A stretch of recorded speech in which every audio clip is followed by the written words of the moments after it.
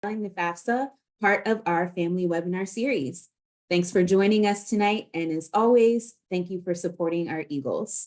I'm Camille Clark, and I'm the Associate Director for Family Engagement. Joining us on the call is our panelist, Shirley McDonald, Director of Financial Aid. Also joining us on the call are Martin Lackey and Aroka Wynn, both of whom are Assistant Directors of Financial Aid. Martin and Aroka will be helping to answer questions in the Q&A tonight. Also joining us is Julia Gibson, digital content creator, who will be helping to manage our tech. There have been significant changes to the 2024-2025 FAFSA free application for federal student aid. In this session, Charlene will walk through the key elements of the FAFSA. This session will focus on need-based, not merit-based aid, and is best suited for parents or sponsors of undergraduate students. Before we get started, I do have a few notes for you. The first is that our colleagues in financial aid were able to answer questions that were submitted as part of your registration. We sent the answers to these questions to the email you registered with. The second is that the session is being recorded and we will share it with you just as soon as it's available. The third is that we will reserve time at the end for Q&A, but feel free to type a question in the Q&A box at the bottom of your screen at any time. And with that, I'm going to pass it over to Charlene to get us started.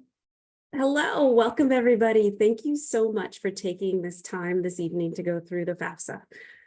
We have so much information to get through tonight.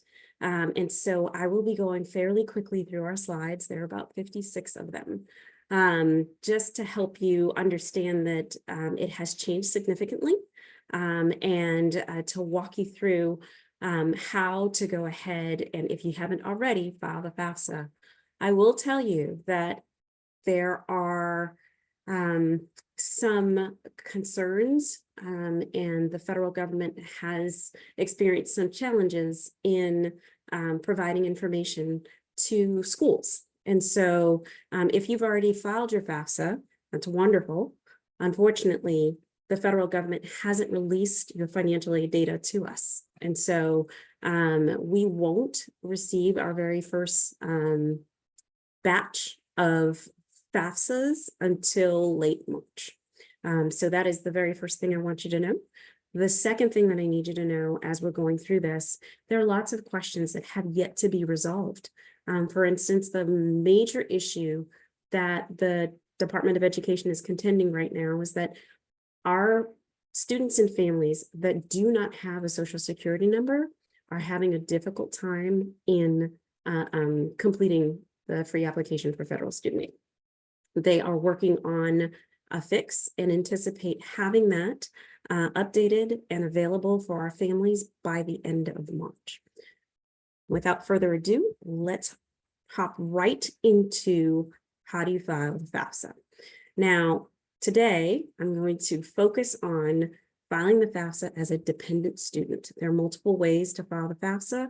We are focusing on the student beginning the application and filing the 24-25 FAFSA. This is the newly designed landing page for our students. As you can see, it gives the option to start a new form or to edit an existing form for our students and families. Most of you will be starting a new form. Every single person that will be providing information in support of the student's application will need to obtain an FSA ID. In order to secure one, you'll need to go to studentaid.gov, and on the main landing page, it will actually give you the option of securing an FSA ID. If you decide to select Start a FAFSA, if you haven't already created your FSA ID, there is an option below the login that says Create an Account. If you select that option, it will take you to the page that will allow you to put in your information so that you can obtain an FSA ID. When I said that everyone that's providing information, that's the student, and if you are a married couple, that means both parents will need to obtain an FSA ID. If you are remarried, that means the step parent will need to obtain an FSA ID. Now, as I mentioned before, there are several ways that you can start an application. For our purposes tonight, we will be focusing on the application as if we are the student that's beginning the application, not the parent. And so I do highly recommend having the student begin the application and complete it. The good news is that they do understand that this is brand new for students and families, so they actually have an onboarding section, and there are about 4 slides, just explaining what to anticipate and what's changed. And so once you click continue, it'll take you through the 4 slides. For the purposes of our time constraint tonight, I'm not going to show you all 4 of those slides. Once you've completed the onboarding as the student, they're going to ask to verify that the information that they have on file is correct for the student. Because when you enter in your FSA ID, it stores all of your demographic and identity information. It will ask for the state of legal residence. And then, this is very important, it's going to ask the student to verify that they're providing consent for the Department of Education to retrieve their tax information if they filed. Now, not all students have worked, and not all students will be filing taxes. Nonetheless, all students will have to provide the permission so that the Department of Education can verify whether or not the student was a tax filer or if they were required to file and didn't. So that's a major change this year from the prior years. Then they'll ask a series of questions and answer them for students, and then the student will indicate approve on the bottom of the page to continue with the application. If you do not allow and you do not consent for that information to be retrieved, you will not be able to file a FAFSA. So they have changed the title of pages where it says personal circumstances. Really, it's trying to get information from the student to determine whether or not they're eligible for federal aid. And so they select continue and move on to the next page. They'll ask for the student's marital status. Then they'll ask what year in school the student will be completing in the 24-25 academic year. The next questions that they'll ask are whether or not the student would be considered an independent student if they select any one of the categories that are on the screen, meaning that they are active duty in the military or a veteran, that they are a ward of the court, or if they were orphaned after the age of 13. And then there are a series of questions. Most students will indicate none of the above, and then click continue. Then the next question is whether or not the student, as deemed by the official at their high school, was deemed homeless. And so this is an important question, as there are some students who are unhoused and are recognized as such by their high school. And so most students will indicate no for this question and click continue. There are unusual circumstances that students may encounter. And so they'll ask whether or not, having contact as the student will pose a risk to the student. Having contact with parents will pose a risk to the student. And so there is actually a page that students will receive asking whether or not any one of the following circumstances apply to them. Most will indicate no. And once they've completed answering those questions, they'll indicate whether or not the student is considered a dependent or independent student. Nearly all of our students will be deemed a dependent student. Now, there are circumstances where the parent is simply unwilling to provide information. Unfortunately, that does not qualify the student as an independent student. And so if a parent is unwilling to provide the information, it simply means that the student will not be provided any need-based aid, federal aid. And so they can indicate here that, yep, my parents are unwilling to provide the information and therefore would only be eligible to receive an unsubsidized Stafford loan. So from here on out, the form is going to ask the student for information regarding their parents. From there, they're going to ask the student to provide their parents' social security numbers and then their email addresses. If the student doesn't know the social security number, they're going to have a difficult time in submitting the request to have the parent complete the application. This is another major change. They can indicate that they don't believe a parent has an SSN and enter the email address, but then you as the parent will need to update your information. It won't be pre-populated for you.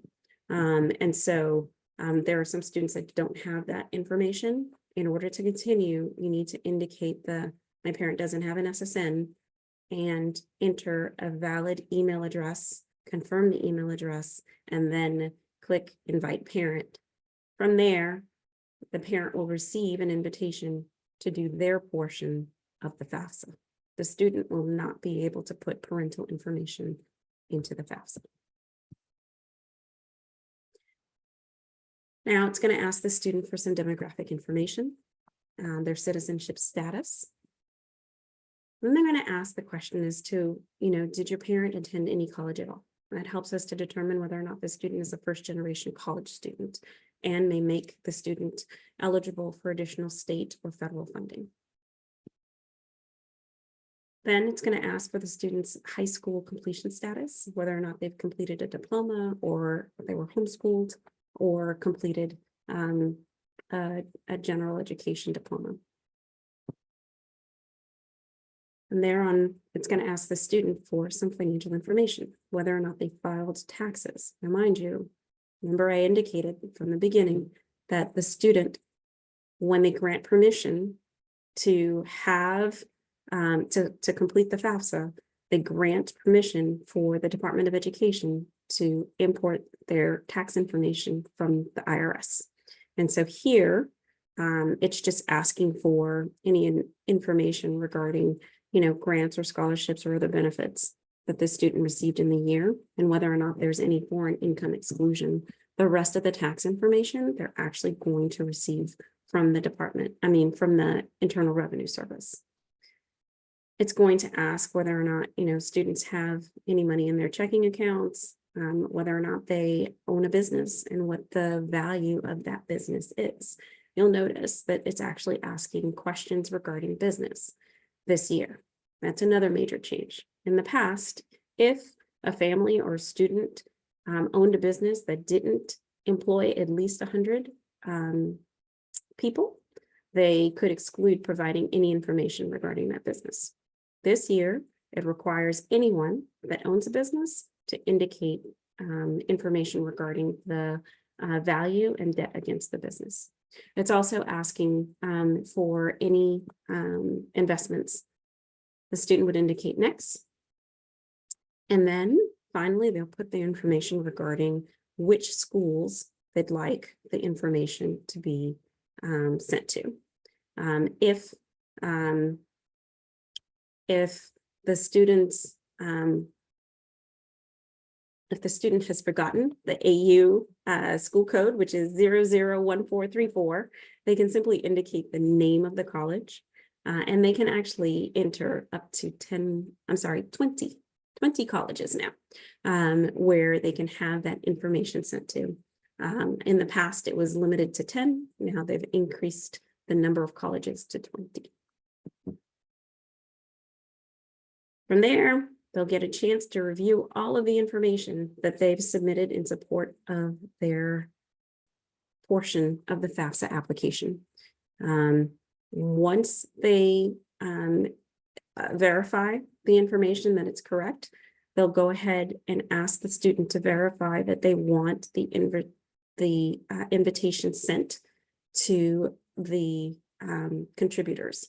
And that is the contributors are defined as parent or step parent, adoptive parent. And so they would put the email address in there, and then it would indicate the status of the invitation, whether or not it's been sent or not. Student will sign it, and their part is complete. Now, they'll get a verification. It says requirements for dependent students. You are required to have your contributors or parents enter their data. You as the parent will get that email. The student will see a summary of what they've submitted thus far. This invitation will look somewhat like this from the Department of Education, and the parent will have, oops, sorry, went too quickly, an opportunity once they click on the link to go directly to the login page. So here you'll see the login page for the parent. This is where the parent would put in their unique FSA ID. So remember, at the start of our presentation, I indicated that all parents needed to obtain their own unique FSA ID.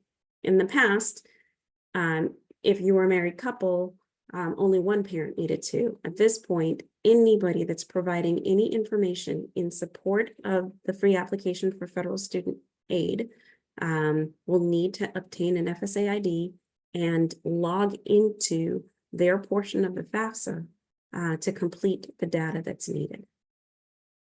Once you've successfully logged in,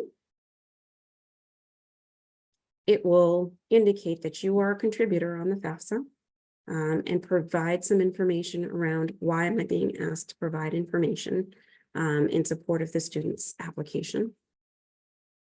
From there, it's going to basically mirror what was asked of the student. So it's going to have, based on your FSA ID, all of your identifying information.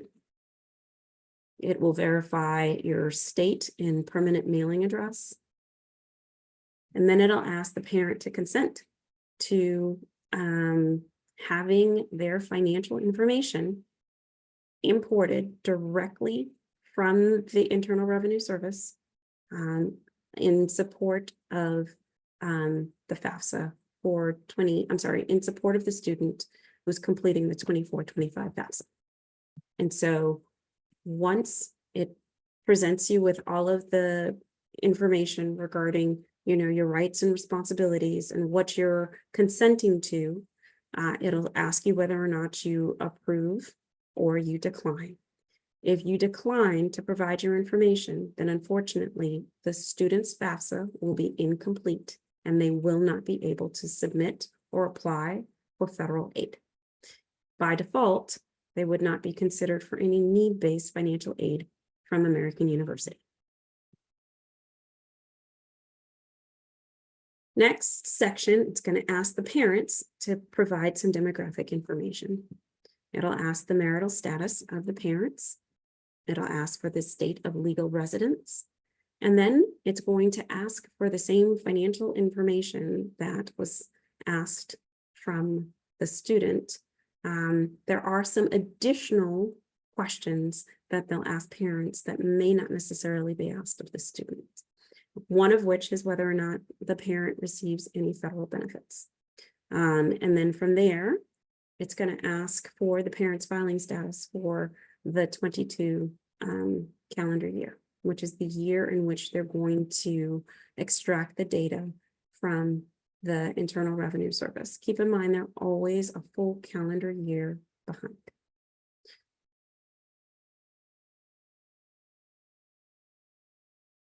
Now, if you've indicated that all the people that you've claimed on your taxes are the ones that are in your household, you can indicate yes. If you do not indicate that the people in your household are the ones that you've claimed on your tax forms, then you can indicate no, and it will ask you to enter the number of individuals in your household. Next, it's going to ask how many other dependent children will receive more than half of their support from you in the 2024-2025 academic year. And you can indicate that number right there. Otherwise, it'll pre-populate based on your tax information. It's still going to ask the question as to how many students you will have, how many dependent students in your household that you'll have in college for the 24-25 year. That information is still collected, but does not impact the needs analysis formula as it has in the past. In the past, the Department of Education used to give families with multiple students in college they used to assume that the parents would equally contribute toward each child's education and therefore split what used to be called the expected family contribution. Now, they simply calculate a student aid index for each child. And so you'll notice a major difference because the terminology has changed. Instead of looking at an expected family contribution, they're making the determination of a student aid index, meaning what is the student eligible to receive based on the financial information that's being provided by the parents. For the purposes of financial aid and how we treat that information at AU, the SAI functions exactly the same as the expected family contribution. Happy to go into that a little bit further, but let's go ahead and complete the application first. They're going to ask the parents whether or not they had earned income tax credit, and then they're going to ask for any information regarding grants or scholarships received in that year by the parent. Again, they're going to ask information regarding foreign income exclusion. That information is being asked separate and apart simply because typically it is not available on the tax forms that were filed. All right, we're almost there. Their next section is going to ask for the parental assets to include child support received. And so it's going to ask, and parents should enter the amount of child support received for the student for whom you are completing the FAFSA. Meaning, if you have multiple children and you're receiving child support for each child, it's going to ask specifically for you to provide the child support that's being provided for the student that you are submitting your information in support of their FAFSA application. The same is the case for parents that have a 529 or educational plan. They're going to ask specifically for how much of the 529 is the student's portion. And it is the student for whom you're filing the FAFSA. It's a difference from previous years because they want to make sure that they are only calculating the amount for the student for whom you are filing that FAFSA so that they can accurately calculate that student's aid index. Then it's going to ask information regarding business and net worth of investments to include real estate. It's also going to ask, hey, can you provide information regarding, the other parent?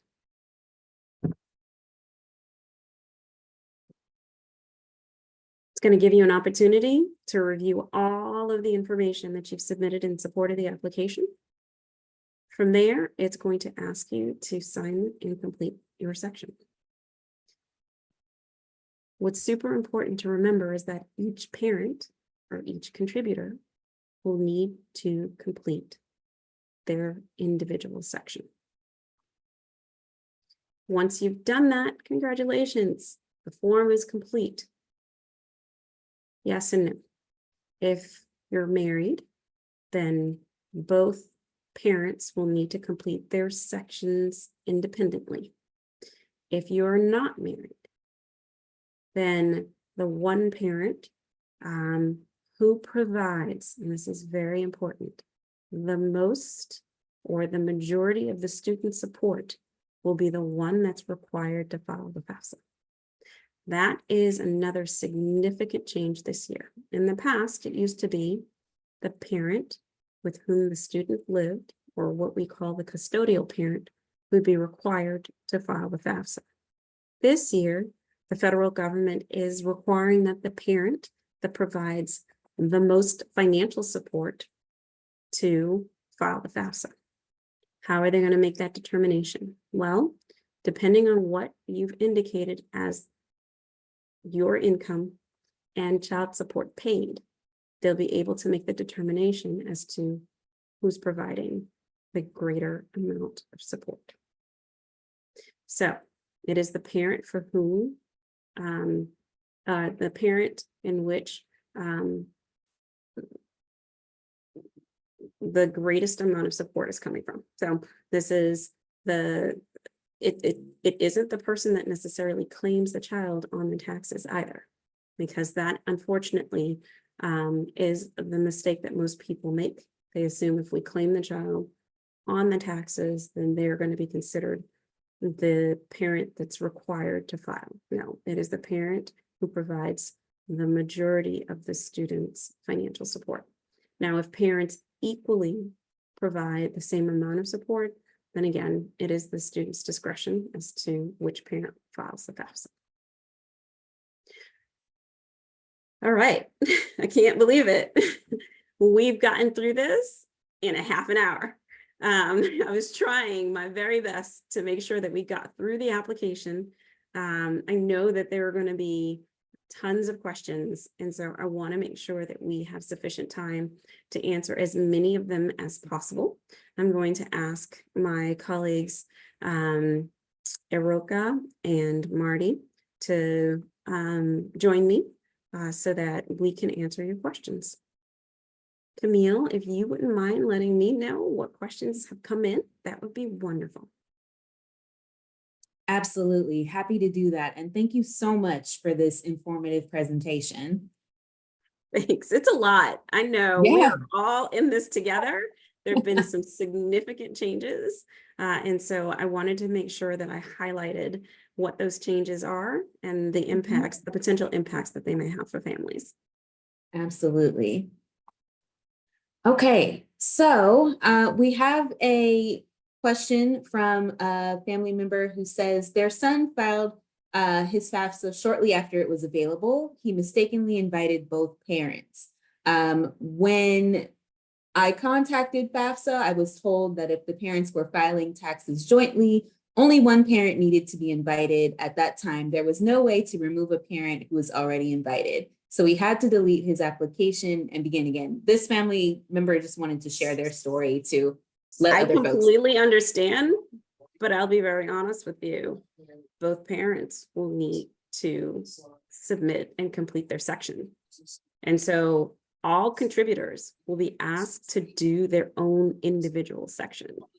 And so I'm not quite sure what transpired in this particular case. It may have been a case in which, you know, it was a single parent household in which the other parent isn't required necessarily to submit information, but even married couples, all contributors are required to complete their portion of the FAFSA. Thank you. So we have another question about if a student is going to live off campus next year as a senior, do you take those costs into account when granting aid? It sounds like this student had to opt for off-campus living, and so they don't want to shortchange the student because she had to move off campus. Honestly, the federal government this year tried to put a little bit more transparency around the cost of attendance. We've always had a cost of attendance that took into consideration whether or not the student was living on or off campus. And you'll notice that the cost of attendance for those who are living on or off campus are pretty close. And we anticipate that, if the student Did we lose Charlene? I think we might have lost her. She's She's back. back. Hi, I'm not Hi. quite sure what happened there. And so, Julia, thank you for helping us out there. I was simply saying that all students, regardless of their housing status, we do anticipate that they're going to incur costs for housing. So yes, that is definitely included in the cost of attendance, and therefore we will provide financial assistance to help our students cover those costs. Great, thank you. Under financials, where it asks for grant and scholarships received, do parents put their whatever grants or student grants their student received from AU in their aid package last year? Okay, so this is super important. In the student section, and asks very specifically, what grants or scholarships did you receive, right? And so in that area, that is where the student would indicate the amount of grant or scholarship that they received. However, in the parent section, it's asking whether or not you, as the parent, one, was enrolled in school and received any grant or scholarship. So in your section, you're not answering on behalf of the student, you're simply answering that question and indicating whether or not you, as the parent, was a student and therefore received either grant or scholarship. All right. Can the student use the same FAFSA ID as last year or create a new one? The great thing about this, yes, the FSA ID is valid for up to 10 years. So please remember what that FSA ID is. It's easy enough now to say that you've forgotten, and they'll send you a link for you to update your password. But try to keep that information in a safe place. And yes, you can use it year after year after year. And it's valid both for the student and the contributors, right? The parents. Thank you. So for this FAFSA, do families not have to account for financial aid received in 2023 since everything points to 2022 tax returns? So what's interesting is that they're specifically asking for the previous academic year. And that's the reason that they're not pulling that information from your tax returns. It's asking you very specifically as to what age you've received in the previous academic year. Thank you. For a 529, who reports it, the child or the parent?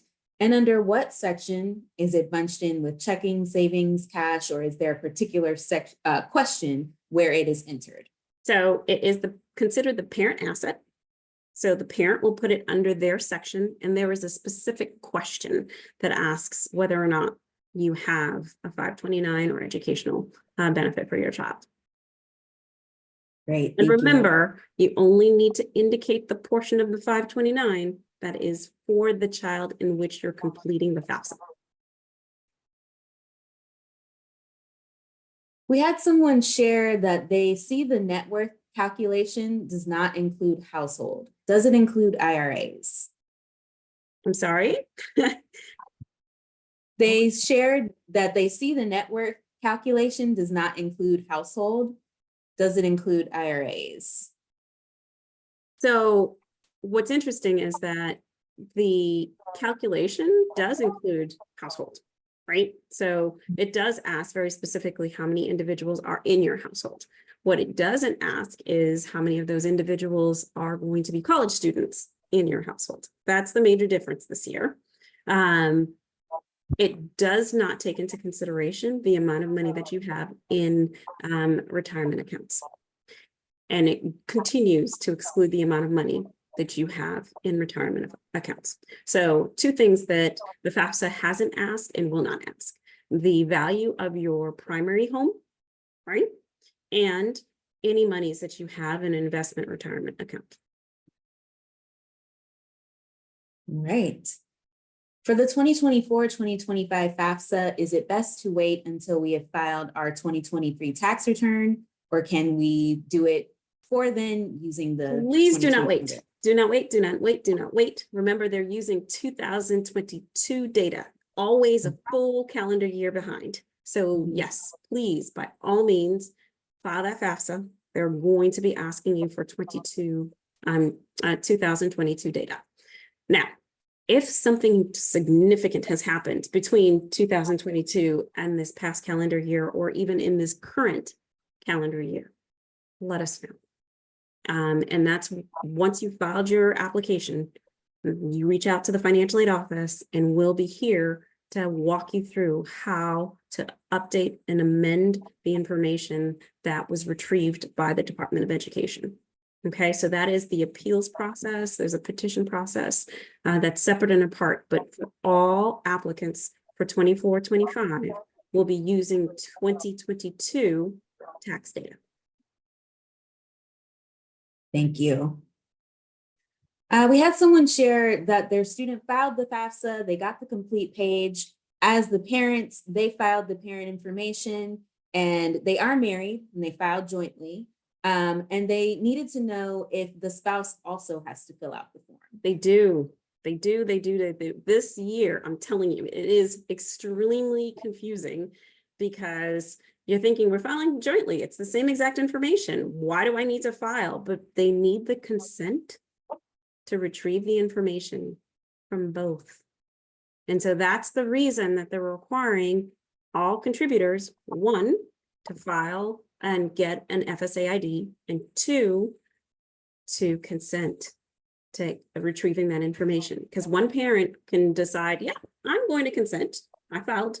And even if you file jointly, it's still that other individual's financial information. So the federal government wants to cover its bases and requires both parents, even if you're filing jointly, to consent to having your information retrieved. Thank you.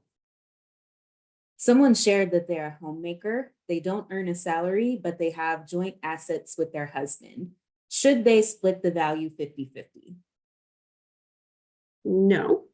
You're reporting your household investment. If you're married, you're going to be reporting the full value of whatever investment it is.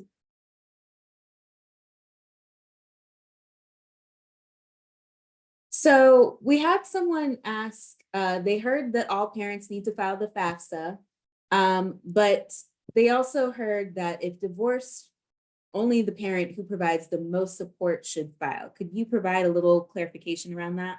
Yes. So as I indicated before, if you're married, both people that are providing information in support of that FAFSA will need to file. So if you're filing married, filing separately, married, filing jointly. If you're a step parent, meaning that you are not the biological parent of the student that's applying to school, you still need to provide your information, your financial information in support of the application. However, if you are a single parent household, divorced, single, then it is the parent who provides the most support that will need to complete that portion as the contributor to that student's FAFSA. Does that make sense? Okay. Thank you. Could you please expand on how AU will use the information that a family has more than one child in college? This person shared, even though the new form doesn't acknowledge multiple college students in one household, the fact still remains every school will still require tuition paid in full. Absolutely. And so again, keep in mind that we, as an institution, will be looking holistically at the student's application. And within the confines of the federal rules, we're going to continue to support our students and families.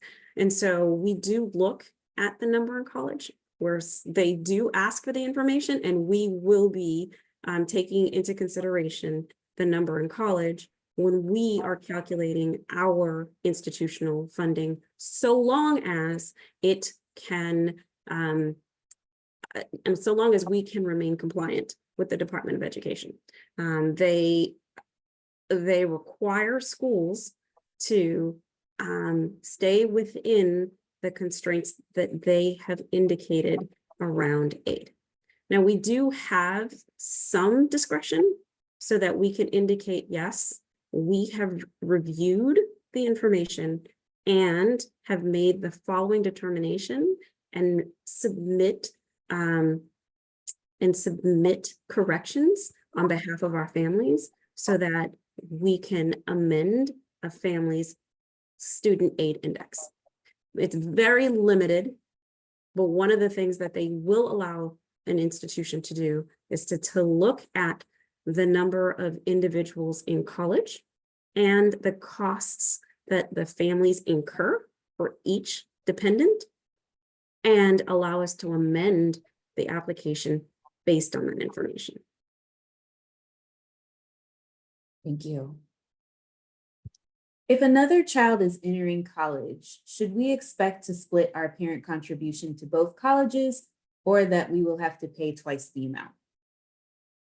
Again, in the past, it used to be an expected family contribution. So each child would get a calculation of what they anticipate their portion of aid or contribution would be from the family, right? And typically it would be roughly about half. So the contribution, if you had 2 children, would be split in half. And so the contribution for one child would be X number, and the contribution for the other child would be pretty much the equivalent of whatever their first child was.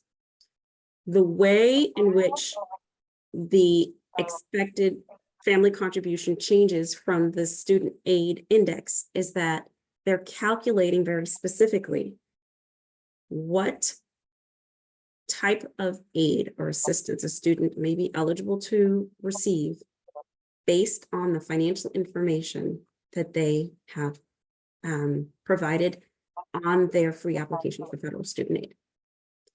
That student aid index is specific to the student and takes into consideration the financial data that the parent puts specifically for that student. That's the reason that they want to know, hey, what's the amount of that student's 529? What's the amount of child support being paid for that student? Because they're specifically calculating what that student aid index is based on the information you've provided. Typically, I will tell you, even though the formula has changed and does not take into consideration necessarily the number of students in college, generally, the student aid index has actually decreased than what the expected family contribution number would have been for each individual child. So that has been our experience. In some cases, though, it has increased. I'm not saying across the board that there have been decreases. What I'm saying is, for most, the student aid index has remained either the same or has actually decreased from what the expected family contribution had been. Thank you.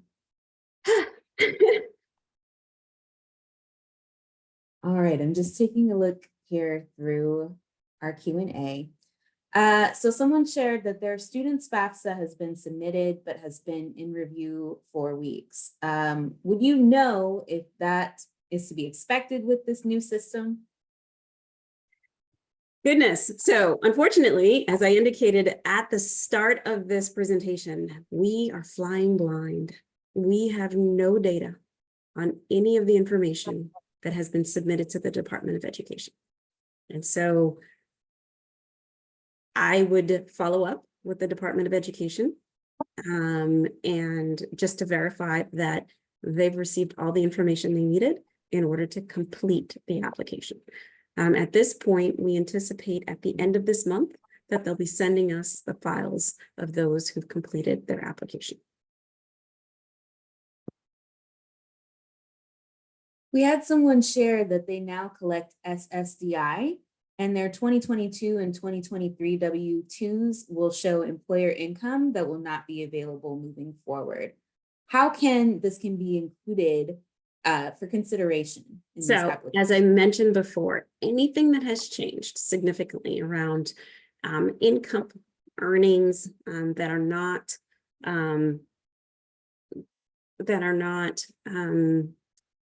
you know, something that a parent has done voluntarily, then please notify our office so that we can take that into consideration and recalculate once we actually have your federal data.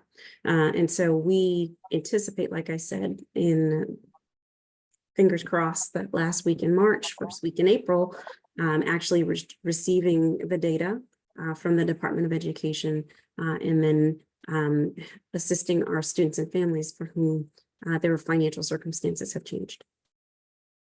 Thank you. What if the 529 is passed to us from a grandparent? Do we include that as part of the student's savings? The 529 would still be considered the parent's asset, even though it is on behalf of the grandchild. And you would indicate the portion of the 529 that is specifically in support of the student for whom you're filing the FAFSA.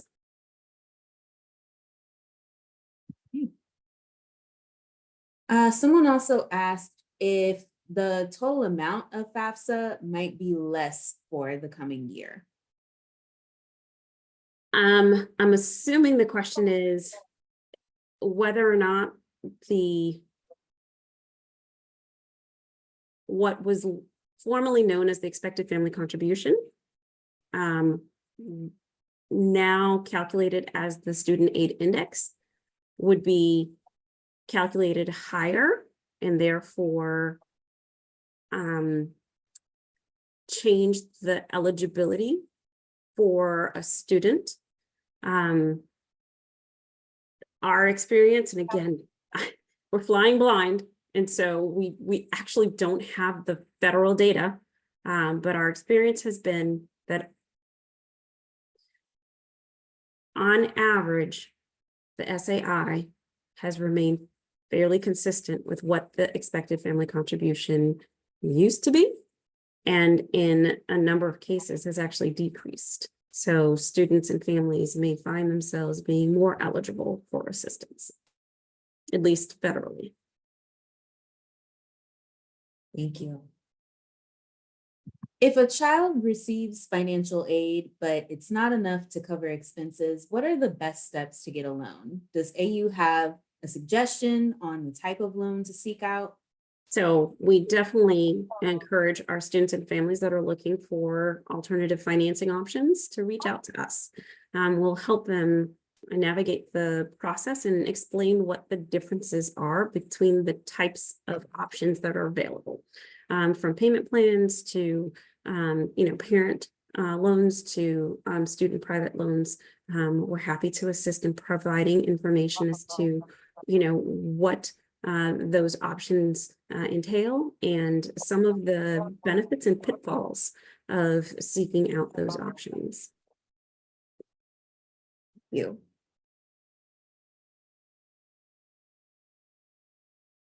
See, there are quite a few questions here. I see there's like 45. And so please know that Martin and Roe are working diligently to try to answer as many of these questions within this time frame, and that we're capturing them so that if we are unable to answer them during our hour together, that we will make every effort to try and respond to them upon within the next few days, so that you'll have the answers that you need.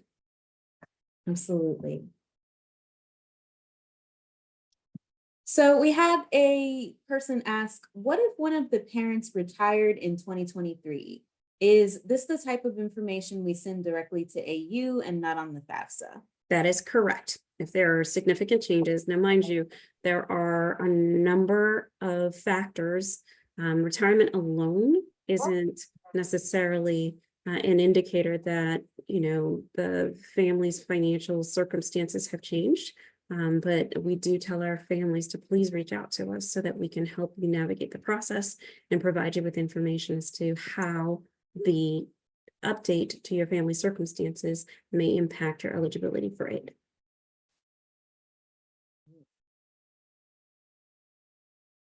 Is there a way to double check the FAFSA for errors? The Department of Education will be sending out a summary file upon completion.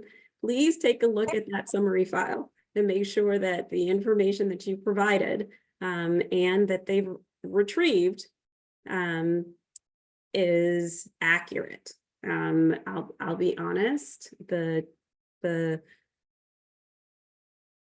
Internal Revenue Service will be sharing the information directly from what you filed. So even if you filed corrections to your taxes, whatever is the most up-to-date financial data that the IRS has, that is what will be imported from the Department of Education into your specific portion of the FAFSA. Thank you. If we had families for whom their student filed out their portion of the FAFSA, but it didn't prompt the parents to complete their portion, what should they do? The student needs to go back into their portion of the FAFSA and make sure that they have a valid email address. If anything is invalid, if there's an extra space, an extra character, an extra anything, and they are unable to send, and it will actually indicate whether or not the invitation has been sent. So if it's for whatever reason not sent, the student needs to update that portion of the application and resubmit. Thank you. And then I'm just going through the list here. I want to make sure we don't hit any duplicates here. Some of these questions have been answered.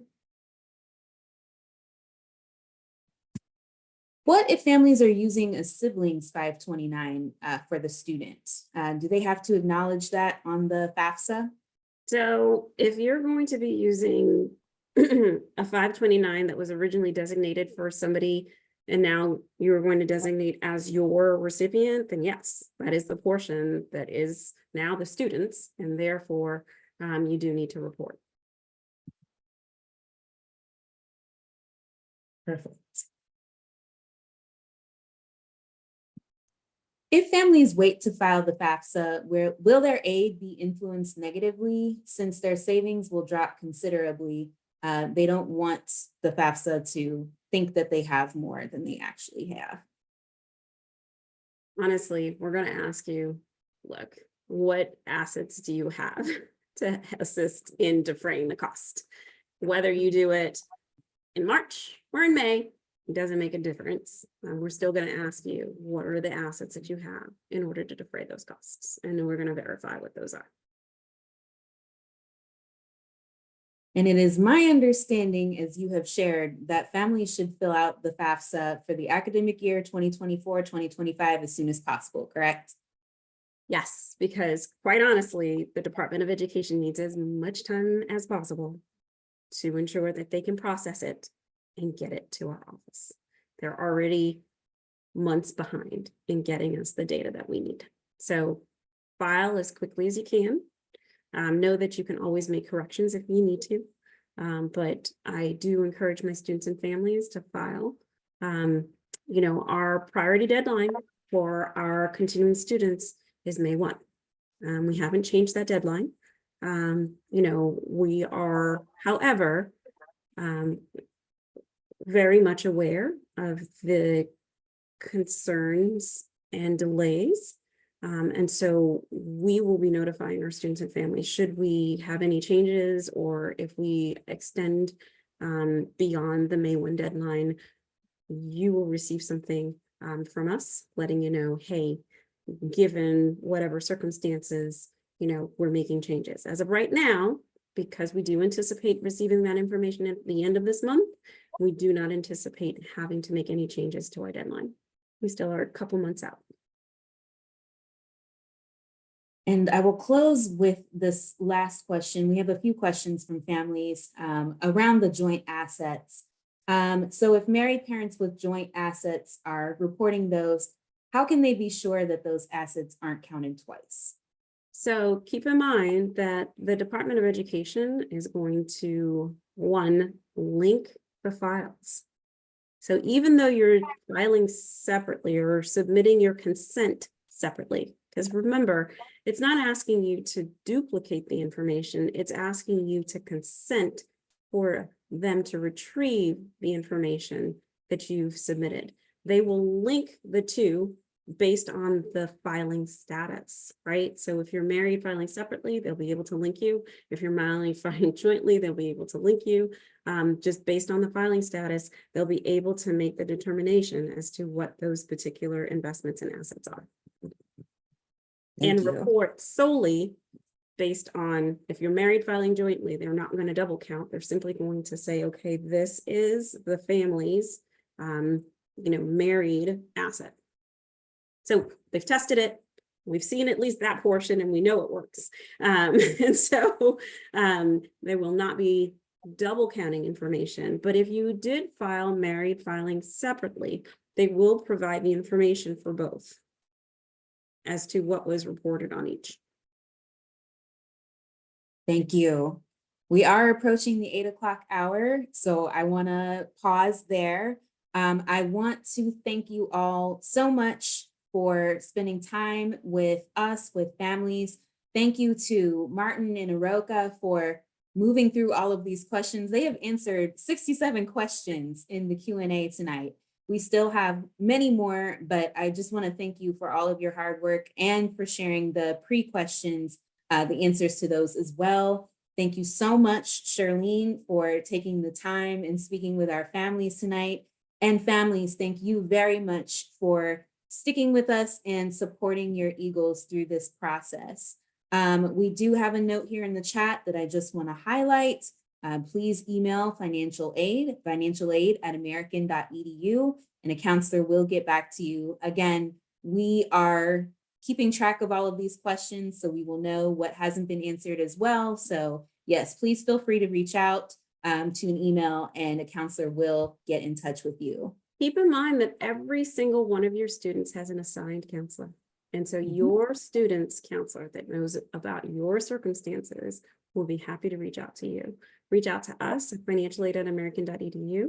And so I just want to thank everyone so much for your patience. We're all in this together. And I cannot leave without thanking and acknowledging all of the people that have made tonight possible. So Camille, thank you so very much for all that you've done and for moderating. For Martin and Aroka, thank you so very much for being in the chat and my wing people tonight and answering us so many questions. I hope that the information we've provided has been clear, and we will be updating, just so that you know, all of the information regarding the FAFSA on our main page. So on our main financial aid landing page, on the top left-hand navigation, there's actually an option to select the 24-25 FAFSA. And there's valuable information right there on that page from frequently asked questions that the Department of Education has answered. There's a section on what has changed. So please feel free. Camille has dropped our website, the direct address into the chat so everyone can see it. Please feel free to visit it and don't hesitate to contact us should you have questions. Thank you again and have a wonderful evening, everyone.